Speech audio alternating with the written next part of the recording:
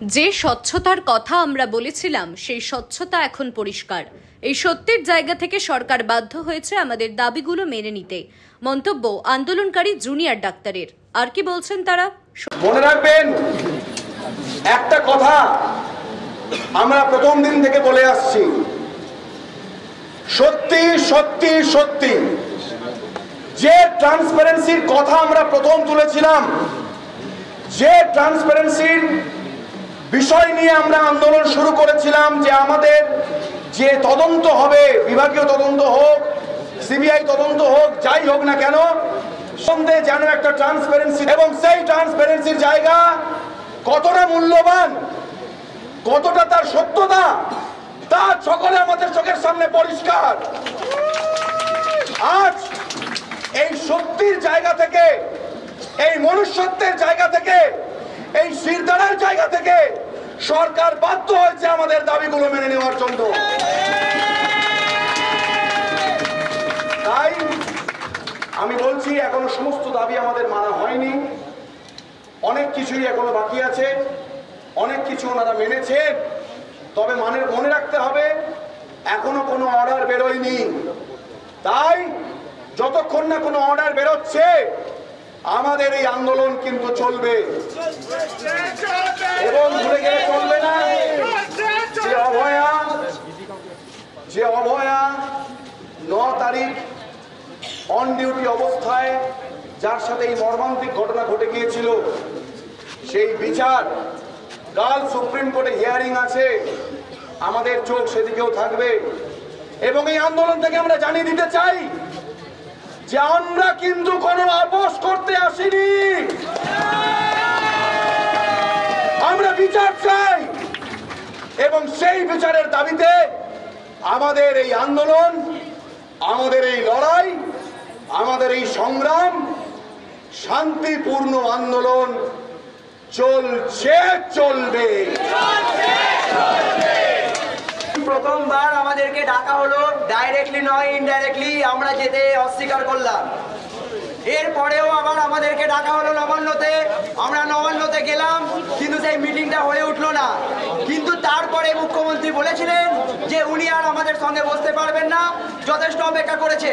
কিন্তু তারপরে আবার কালীঘাটে আমাদের ডাকতে বাধ্য হলেন। কাদের জন্য?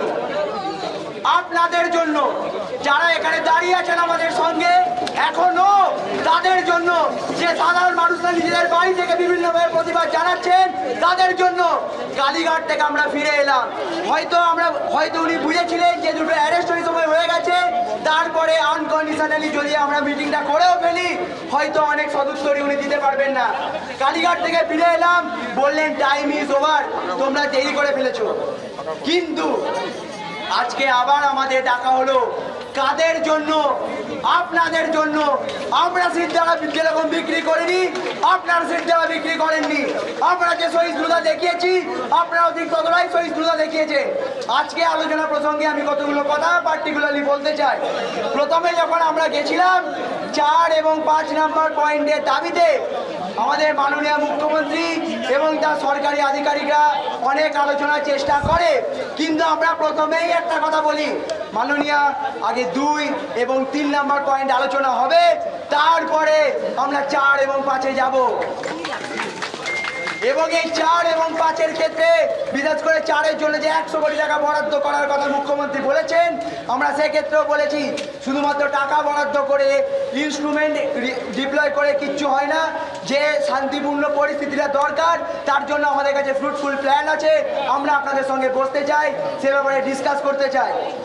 এরপরে আমরা 2 আর 3 নম্বর প্ল্যানে প্রথমে কিন্তু উনি ডিএমই এবং জিএইচএস এর পদত্যাগের কথা বলেছিলেন, অর্থাৎ তাদের ট্রান্সফারের কথা বলেছিলেন, এবং তার সঙ্গে এটাও বলেছিলেন যদি প্রিন্সিপাল সেক্রেটারি হেলথকে যদি আমি সরিয়ে নিই, তাহলে আমাদের স্বাস্থ্য ব্যবস্থা অচল হয়ে যাবে। সেক্ষেত্রে কিন্তু আমরা দাবি রাখি, আমরা কিন্তু ওখানে নমনীয়তা দেখাইনি। আমরা বলেছিলাম 4 জন মানে 4 জন। সেক্ষেত্রে উনি বললেন আমি তো ডিসি নর্থকেও সরিয়ে নিচ্ছি, এরপরেও কেন তোমরা মানছো না? কিন্তু আমরা তারপরেও বলেছি আমাদের বিনীত গোয়েলের সিপির পদত্যাগ আমাদের চাই। এবং তারপরে উনারা আবার ডিসকাশনে ফিরে গেছেন, ডিসকাস করেছেন, আমাদের কাছে মাথা নত করতে বাধ্য হয়েছে, ফিরে এসে জানিয়েছেন সিভির পদত্যাগ উনি মেনে নিয়েছেন।